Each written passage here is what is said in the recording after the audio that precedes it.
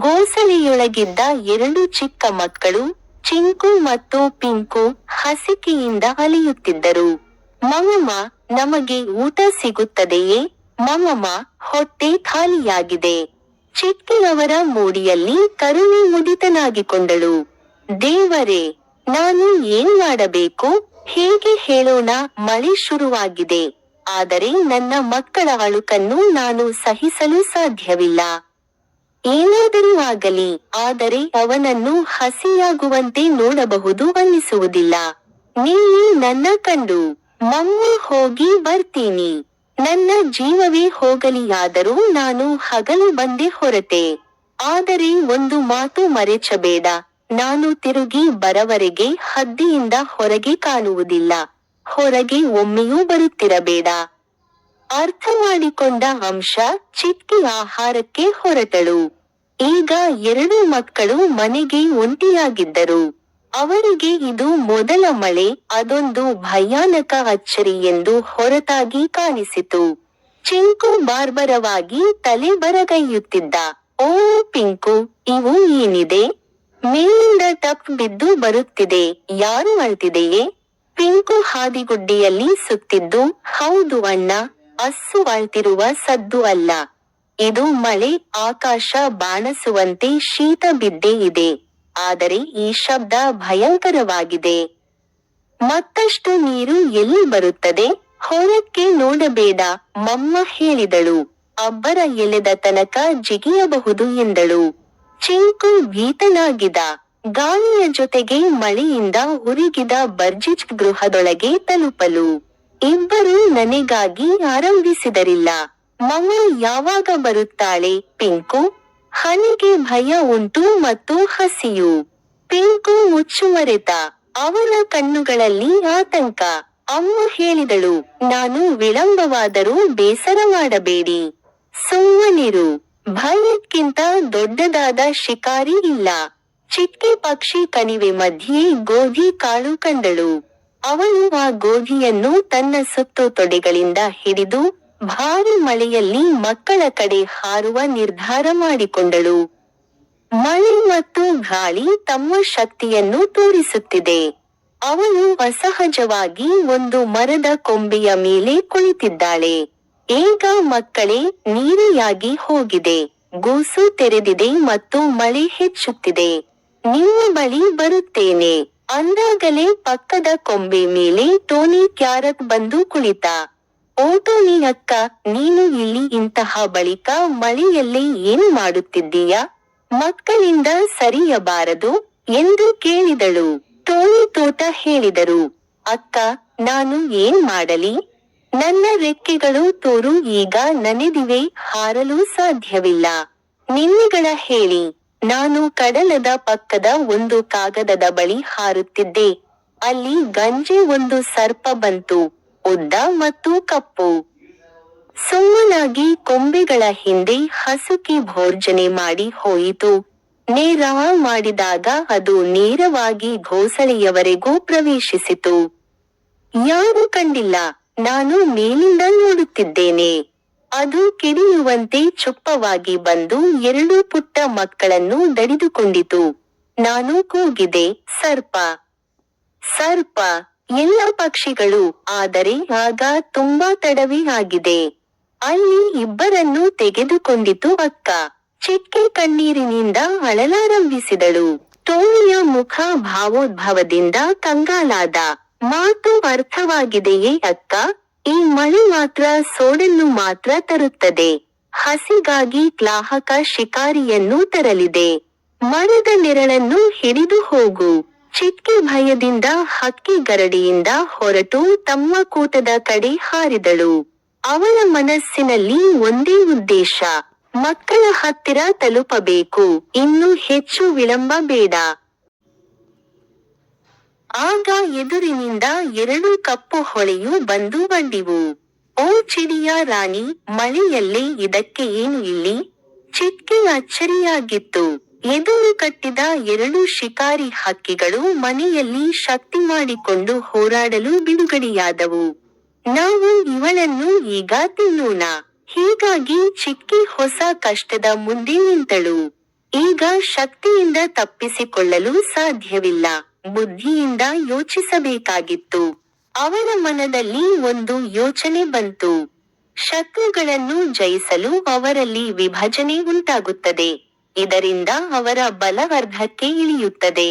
ಹಸುತ್ತಿದ್ದ ಎರಡರಲ್ಲಿ ಯಾರಿಗೆ ದೊಡ್ಡದು ಮತ್ತು ಹೆಚ್ಚು ಶಕ್ತಿಯಿದೆಯೋ ಅವನೇ ಚಿಕ್ಕೆಯನ್ನು ತಿನ್ನುವಂತೆ ಮಾಡಿ ಎರಡು ಶತ್ರುಗಳನ್ನು ಪರಸ್ಪರ ಕಡಿಯುವಂತೆ ಪ್ರಚೋದನೆ ಮಾಡು. ಚಿಕ್ಕೆಯ ಮಾತು ಕೇಳಿ ಆ ಎರಡೂ ಶಿಕಾರಿಗಳು ಖಂಡಿತಹುಷೂರಾಗಿ ಪರಸ್ಪರ ಪ್ರತ್ಯೇಕವಾಗುವಂತೆ ಪ್ರಚೋದಿಸಿದರು.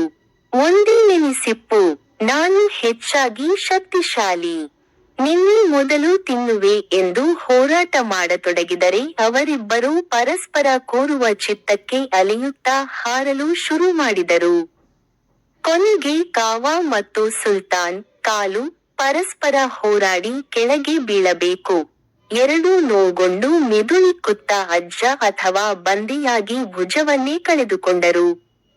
ಚಿಟ್ಟಿ ಈ ಅವಕಾಶವನ್ನು ಉಪಯೋಗಿಸಿ ಸುಮ್ಮನಾಗಿ ಪಾಳಿಯವನ್ನು ಬಿಟ್ಟು ತೀರಾ ವೇಗವಾಗಿ ಹಾರಿಕೊಂಡಳು.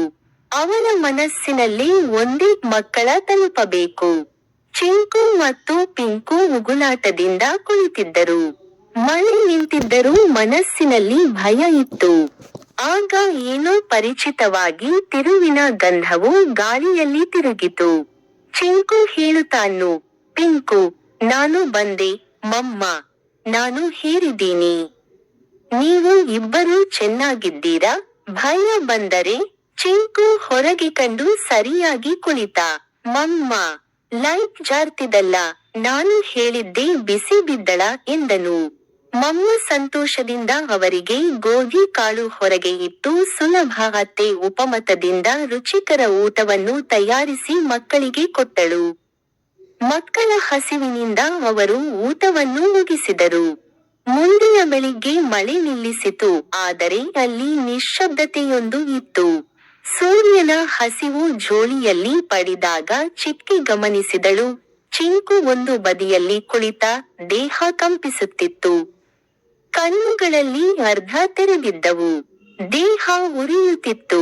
ಓ ಮಗ, ಏನಾಯಿತು ನಿನ್ನ? ಮಮ್ಮ ಅಚ್ಚರಿಯಿಂದ ಕೇಳಿದಳು. ಅರಿಯುತ್ತಿದೆ, ತುಂಬಾ ಉರಿಯುತ್ತಿದೆ. ಅಯ್ಯೋ, ತುಂಬಾ ಜ್ವರ ಉರಿಯಾಗಿದೆ. ನಾನು ಏನು ಮಾಡೋಣ?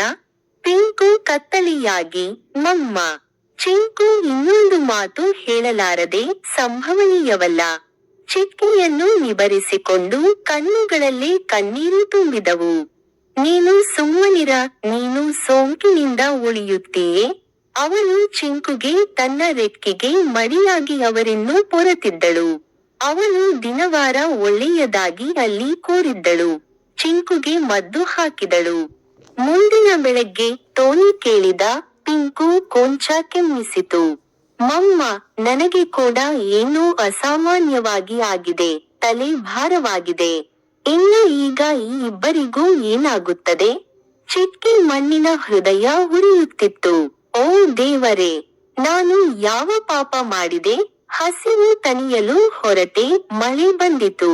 ಮಳೆಯಲ್ಲಿಯೇ ಶಿಕಾರಿಗಳು ಬಂದರೂ ಉಳಿದಾಗಿ ಮರಳಿ ಬಂದೆ, ಈಗ ಜ್ವರ. ನನ್ನ ಮಾಯೆಯ ಪರೀಕ್ಷೆಯ ಈ ಇದೆಯೇ? ಚಿಂಕು ಪಿಂಕು ಇಬ್ಬರೂ ಮಮ್ಮ ರೆಕ್ಕೆಗಳ ನಡುವೆ ಕಂಕರಿಸುತ್ತಿದ್ದರು. ಚಿಟ್ಕಿ ನಿರ್ಭರಳಾಗಿ ತನ್ನ ಮನಸ್ಸು ಕುಗ್ಗಿದರೂ ಹೃದಯದಲ್ಲಿ ಇನ್ನೂ ಒಂದು ಹಠ. ನಾನು ಸೋಲುವುದಿಲ್ಲ. ನಾನು ಒಬ್ಬ ತಾಯಿ, ನನ್ನ ಮಕ್ಕಳನ್ನು ಅವರೇ ಹೋದಂತೆ ನೋಡಲು ನಾನು ಇಲ್ಲಿಯೇ ಕುಳಿತಿದ್ದೇನೆ. ಮಾಡಬೇಕು. ಸೋಂಕು, ಒಂಟಿತನ ಮತ್ತು ಕಾಡಿನ ಕ್ರೂರತೆಗೆ ವಿರುದ್ಧ. ಆದರೆ ನಾಳೆ ನನ್ನ ಕದ್ದು ಅವರ ಗುಡದ ಸ್ಥಳದಲ್ಲಿರುತ್ತದೆಯೋ ಇಲ್ಲವೋ ಎಂಬ ಪ್ರಶ್ನೆ ಯಾವತ್ತೂ ಮನಸ್ಸಿನಲ್ಲಿ ಸೋಲದಂತೆ ಕೂಡಿಕೊಳ್ಳುತ್ತಿತ್ತು. ಚಿಟ್ಟಿ ತನ್ನ ಗೋಸಲು ಬಿಟ್ಟು ಹೊರಟಳು. ಅವಳ ನಿದ್ದೆಯಿಲ್ಲದೆ, ಕಿವಿಗಳಲ್ಲಿ ಕೇವಲ ಕಾಳಜಿಯ ಗಾಯ. ಅವಳು ನೇರವಾಗಿ ಟೋನಿ ತೋಟದ ಮರದ ಕಡೆ ಹಾರಿದಳು. ಟೋನಿ, ಓ ಅಕ್ಕ, ಏನಾಯಿತು? ಚಿಟ್ಟಿ, ನನ್ನ ಇಬ್ಬರು ಮಕ್ಕಳು ಅಸ್ವಸ್ಥರಾಗಿದ್ದಾರೆ. ಚಿಂಕುಗೆ ಮಳೆಯಿಂದ ನಿನ್ನೆ ಬಿಸುವುತ್ತು. ಈಗ ಪಿಂಕು ಕೂಡ. ಮಾಡು. ನೋಡು, ನನಗೆ ಜ್ಞಾನವಿದೆ. ಕಾಡಿನ ಆ ದಾಟಿದ ಕಡೆ ಒಂದು ಕೂಸು ಡಾಕ್ಟರ್ ಇದ್ದಾನೆ. ಅವನ ಹೆಸರ ಡಾಕ್ಟರ್ ಚಿಂಟು. ತಕ್ಷಣ 3 ಜೀಕಳು ಇಬ್ಬರೂ ಹಾರಿದಂತೆ. ಜಂಗಲ್ ಒಳಗೆ ಒಂದು ಹಳೆ ಬುಳಿ ಬಾಗಿಲ್ಕಟ್ಟಿನ ಮೇಲೆ ಕೆಂಪು ಗುರುತು ಉಂಟು, ಅಲ್ಲಿ ಡಾಕ್ಟರ್ ವಾಸ. ಡಾಕ್ಟರ್ ಸಾರ್, ದಯವಿಟ್ಟು ಹೊರಬನ್ನಿ, ಒಂದು ತಾಯಿಯ ಮಕ್ಕಳು ತುಂಬಾ ಅಸ್ವಸ್ಥರಾಗಿದ್ದಾರೆ. ಸ್ವಲ್ಪ ನಂತರ ಡಾಕ್ಟರ್ ಚಿಂಟು ಬಾಗಿ ಬಂದ. ಎಷ್ಟು ದಿನದಿಂದ? ಅವನು ವಿಚಾರಿಸಿದ. ಇದೀಗ 2 ದಿನ, ಆದರೆ ರಾತ್ರಿ ದಶಾಂತವಾಗಿ ಹಾಳಾಗಿ ಹೋಗಲಿಲ್ಲ. ಆಗ ತಕ್ಷಣ ಹೋಗಿ ನಾನು ನೇರವಾಗಿ ನೋಡುವೆನು. ಕೆಲವೇ ಕ್ಷಣಗಳಲ್ಲಿ ಅವರಿಗೆ 3 ಘೋಸಳೆಯ ಬಳಿ ಬಂದರು. ಡಾಕ್ಟರ್ ಪರಿಶೀಲಿಸಿದ. ಇದು ಸಾಮಾನ್ಯ ಜ್ವರವಲ್ಲ, ಇದು ವೈರಲ್ ಜ್ವರ. ದೇಹದ ಲಡೈ ಶಕ್ತಿ ತುಂಬಾ ಕಡಿಮೆಯಾಗಿದೆ. ಅವುಗಳೇ ಸತ್ತು ಹೋಗುತ್ತವರೆ. ಚಿಕ್ಕಿ ಆತಂಕದಿಂದ ಕಿರುಚಿದಳು. ನಾನು ಹೇಳಲು ಸಾಧ್ಯವಿಲ್ಲ. ನಾನು ಮದ್ದು ಕೊಡುತ್ತೇನೆ. ಆದರೆ ರೋಗಸ್ತರದಲ್ಲಿ ದೇವರ ಇಚ್ಛೆ ಇರುವುದು ಮುಖ್ಯ. ನೀನು ವೈದ್ಯ, ನೀನಿಷ್ಟಾಹಾರವನ್ನು ಕೊಡಬೇಕು. ಹೌದು, ನಾನು ಮದ್ದು ಕೊಡಬಹುದು, ಆದರೆ ಅದೇ ಚಮತ್ಕಾರವಲ್ಲ. ಮಮತೆಯ ಮೇಲೂ ಮತ್ತು ದೇವರ ಇಚ್ಛೆಯ ಮೇಲೂ ಅವಲಂಬಿತವಾಗಿದೆ. ಚಿಕ್ಕಿ ತಿಳಿದಳು. ಈಗ ಅವಳ ಹತ್ತಿರ ಉತ್ತಮ ಆಯ್ಕೆ ಬಾಕಿ ಉಳಿದಿಲ್ಲ. ಅವಳು ನಿರಾಶೆಯ ಭಾವ ಜರಿತಂತೆ ಹೊರಟಳು ಅರಣ್ಯ ಕೇಂದ್ರದ ಕಡೆಗೆ.